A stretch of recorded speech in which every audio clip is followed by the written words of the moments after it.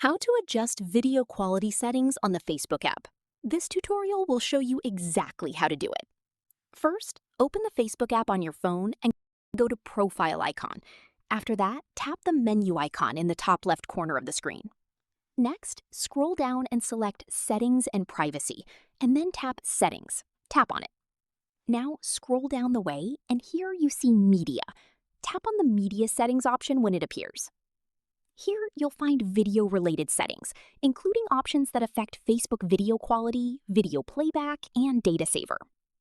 Tap on Video Quality, or the available playback option.